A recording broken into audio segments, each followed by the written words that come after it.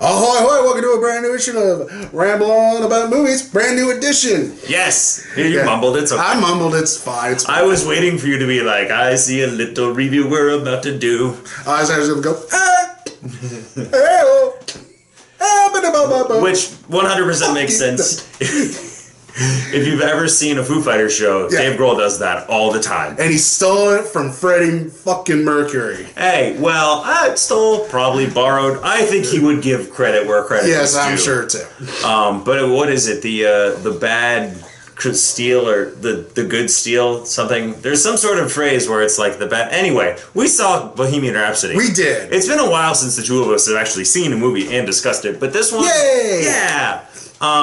I feel like this was an appropriate one too because we talked about this movie a lot. There was a lot like behind the scenes going on with this movie. There's a reason why Bryan Singer isn't mentioned in any of the trailers.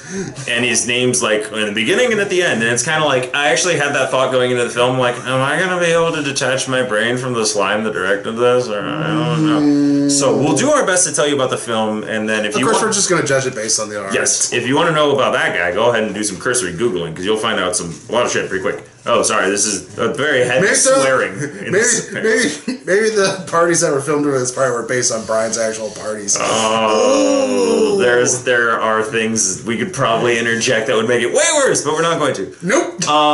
And Sacha Baron Cohen was attached to be Freddie, and then he left, and so we got Romany Malek instead. Who was really good. I liked it. He was good. I liked him once he got into 80s Freddie, because I thought that's when he was starting to look spitting image of him. Sure. Spitting image for sure. Yeah, because the 70s version of him, I was like, oh, okay, this is looking a little ridiculous. It was more along the lines of, so, for those of you who have no idea what this movie's about, so I'm sure if you've been alive in the last 2 months, you do know. It's Bohemian Rhapsody. It's a story about the forming of Queen, the rise and fall of Freddie Mercury, and their, like, ascension to rock stardom gods, apparently. Yes. So, yeah, that's the plot. Yeah, it's pretty much... It is... Remember when Hollywood loved their musical biopics? Sure. This is that paint by numbers. Oh yeah, for sure. And that's we also talked a lot of it about, and like one of the reasons Sasha left was because, you know, Queen wanted to do a family friendly one. They kind of wanted to do the Disney version, and for those of you who weren't like us, you're gonna get it here. Yeah. Maybe I don't want to say watered down. Because they do address pretty much everything, but gloss. They gloss also, a lot. They give Freddie a loophole for all. It's like, oh, he wasn't like that. He was just getting the bad influence from people. Yeah. There was a lot of fluffing. It was a lot of fluffing, and there's also a lot of... I got a little skeptical where I'm like, did this happen, or did this... Like, I like the end tag where it's like, they were a loving couple, that's great. Yeah. But I'm like thinking, like, did he reconcile with this family, like, immediately before Live Aid? I'm sure I could Google and find out, but I'm like... Yeah, there's a lot of stuff in there. It's really like, convenient. Okay. Yeah. If you like Queen, you'll like this movie. Well, this movie just proves my theory that you can add Queen to anything. Even if it's bad, it'll still be good. Like that Suicide Squad trailer. Yes, and hence Queen retroactively got that entire movie to change. That's how good Queen is. Yeah. And to prove that nothing really matters, they went on to win an Oscar, so who knows how that campaign worked. But, I mean, literally, this movie is just a generic movie biopic, and, you know, they fluff everything. But the thing is, it's because it's Queen, it works. Yeah, and I think I kind of want to double down on that, whereas, like, had they gone into... It was weird when we talked about this story before, it was like... They want it to be all about the band, and you see the movie, it's like 10% about the band, 10% about the members of the other band other than Freddie, 30% probably about the actual band with Freddie, and then the other 70% is Freddie. So it's like, well, I mean, come on, he was the lead singer, he was the front man. Yeah, and I get that, but like it's also like as far as this movie goes, and as far as how deep you wanted to go into it with how much of a rock star style lifestyle he was actually living, then yes, it's all Freddie. But that's the thing that I think that bothers me a little bit about this movie is they try to do it. They try to give you like, oh, he's high at this press conference and like he's snapping back at reporters and yada yada. And I'm like, yeah, sure. This is literally the PG-13 version of that. Like you can see any other representation of somebody being on drugs in any other movie, and they're going to react the same way, but it's going to be like, oh, it's all in your face, and like, oh, it's at this weird angle, oh, there's this weird filter, like, oh, are you happy, and what about your lifestyle? That sequence was so stupid. Well, but I think that's exactly what they were trying to do. It was a PG version of, like, you're on drugs, and a lot of people are interrogating you, and it's like, I think it bothered me because they couldn't decide whether or not they wanted to commit. And, like, there's one shot of, like, possibly coke on a table. Yeah. And there's one shot of him talking to the doctor and he has AIDS. Like, I think that's where my biggest complaint was, is, like, maybe it was so much about the band that it's, like, how he interacted with them as opposed to who he was. They did their best with the time with who he was as a person, but they don't really elaborate on it. Like, you see the pivotal moments in all of his life, but you don't see a lot of Well, yeah, because that's the stereotypical musical artist. It's just, here's the high notes, here's them making some high notes.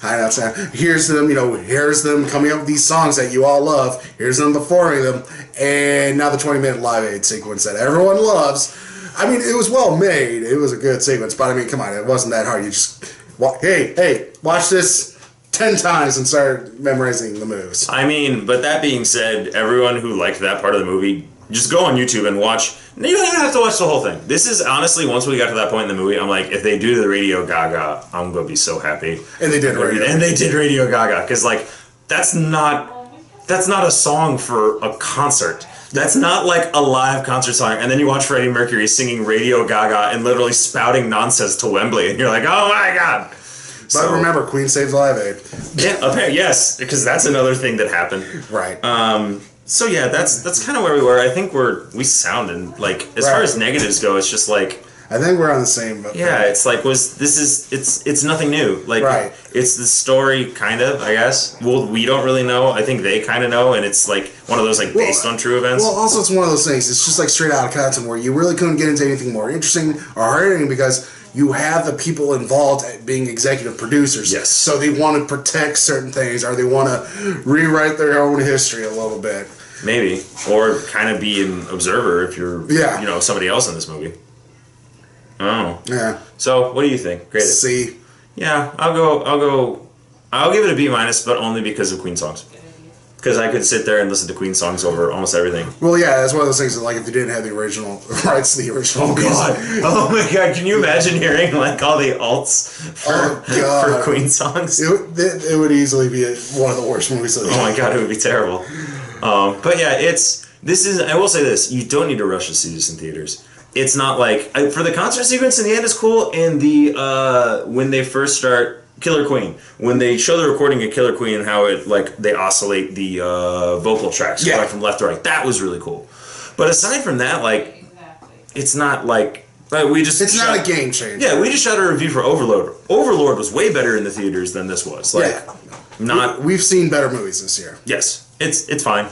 It'll get nominated for some awards. I hope it won't win any. Maybe Romney for Best Actor, but he'll get nominated. I don't think he's going to win. Not over Dick Cheney. Not over what's his face? Not even Bradley Cooper for A Star Is Born. There you go. So which is like a movie music biopic, but better. Yeah, there you go. So if you're going to see it, see A Star Is Born first, but then Bohemian Rhapsody. So, and then listen to some Queen music. And you can always listen to Queen music. That's the thing, is this movie did have a small bias, I will say, because, like, every time they do, even though they would never do the whole song Bohemian Rhapsody, I'm still just like, goosebumps. Yeah. Okay. So that's what we thought about Bohemian Rhapsody. Clever Eric Mullers. And some Dan Nye. Let us know what you thought about this movie, because we obviously had thoughts, and we talked about this for a long time. It lived. I don't want to say it lived up to the hype that we've been literally discussing it for over a year and a half. But yeah, let us know what you thought. Like, comment, subscribe, share, do all those fun things, and we'll see you next time. Anchors away.